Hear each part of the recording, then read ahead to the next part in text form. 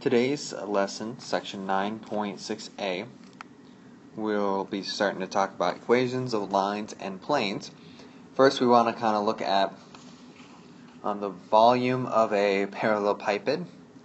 Now that is just a three-dimensional shape consisting of parallel lines, so kind of like a box. Kind of like that. That's my best picture. Okay? And so, to find the volume of something of that nature, you need to have three vectors, A, B, and C, with the magnitude of their triple product. Okay? So what that means is that you're going to take the vector A and take the dot product of the cross section or cross product of the other two vectors. Okay? Now, it doesn't matter which is A and which one's B or which one's C, but just so you know, that's what they're using there. In particular, if the volume of the parallelepiped is 0, that means all the vectors are coplanar. So if it's 0, that means it has no height, so that means they're all in the same plane, basically. So, for example 1, and that's also called what this, let me write this in red. This is also called a scalar triple product too. That's what it's referred to in the book, just so you're aware. So like in this example, that's how they refer to it, as a scalar triple product. So to show that the vectors A, B, and C are coplanar, so that means, going back to this thing, you want to show that your volume is 0. Okay? So if I first need to plug this in. Now, the nice thing with this is, if you go back to like just the sense of a cross product, you know how we had the I, J, and K thing in there? So we were taking another vector,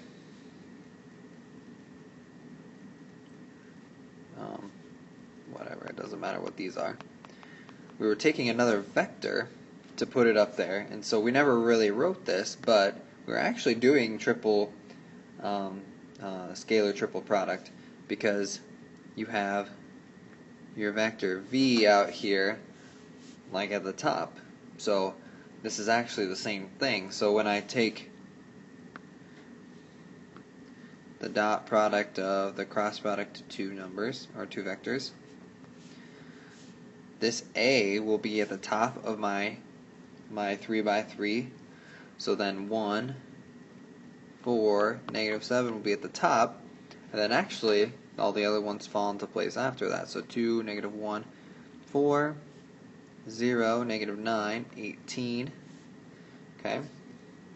And so now, because they're all numbers, it doesn't matter where you take your 3 by 3 determinant from. Okay, so you could pick whatever row or column, kind of like what we did in the bonus section of 9.5, to help you find this triple product. So I believe that I chose this one, so the first column. So that means that 1, since it's in a positive position, is going to be multiplied to cross out the column and row that it's in. Negative 1 times 18, and then minus negative 9 times 4, and then minus 2, because 2 is in a negative position.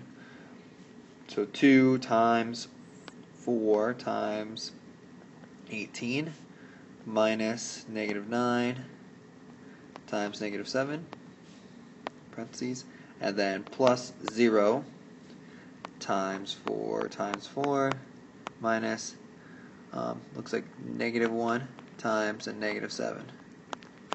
Okay? Now the nice thing about that last one, it's all gone, because it's just going to be 0.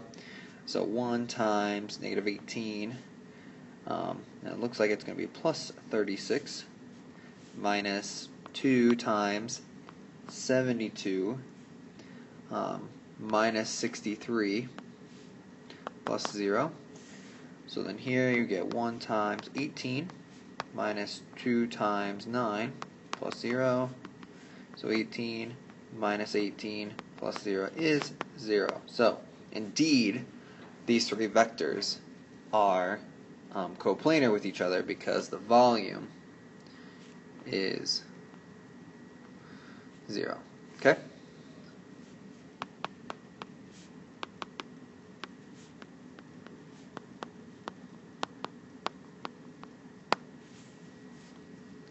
Okay.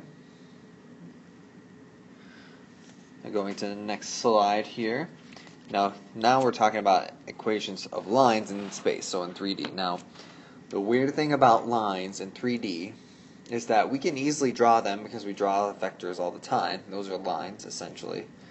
But it's hard to make the equation for a line. Okay.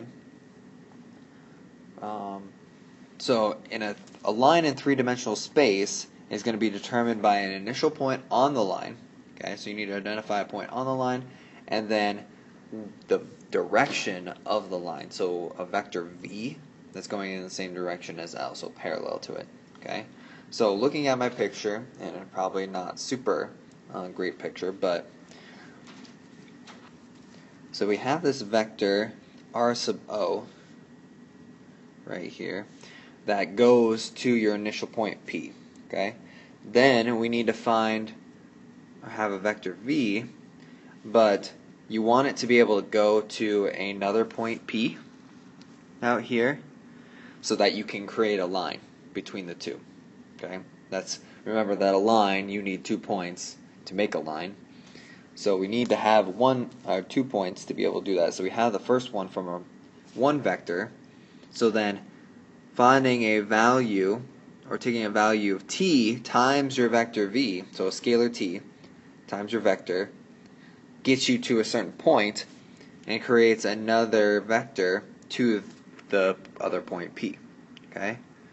So we need to be able to take the point that we have first, so point P sub O, and then, or actually,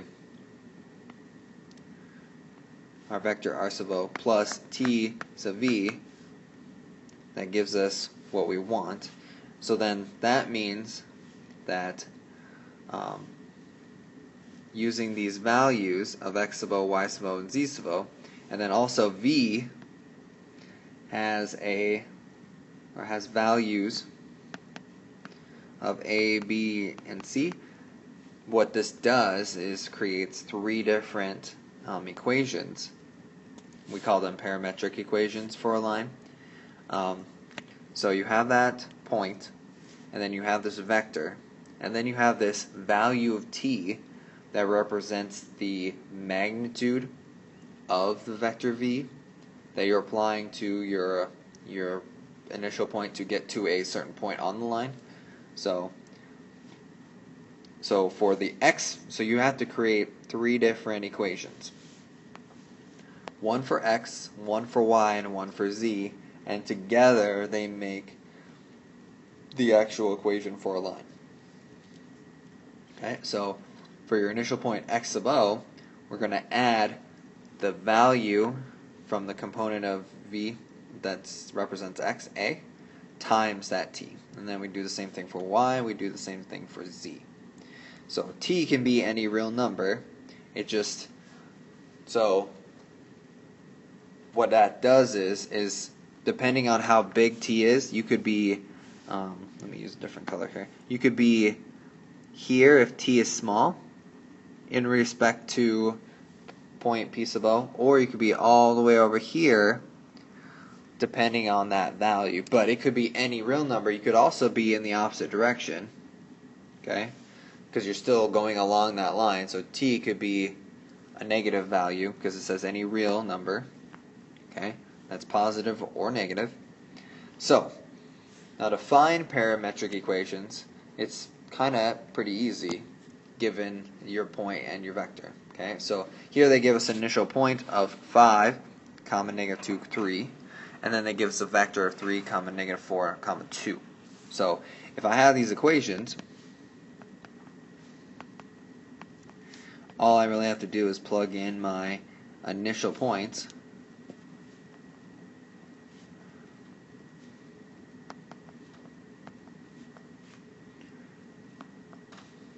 Okay, so for my x value, my initial point is 5, and then I add the value of a to it, which is 3 times t. So that's going to be the equation that helps you find the x. Okay, and then for your y is going to be -2 plus the value for b, so -4 from that vector, and then z gives you 3 plus 2t. Okay, so then together those parametric equations represent your line in 3D space. Okay, so then we also want to be able to find the parametric equations for a line if we're given 2 points.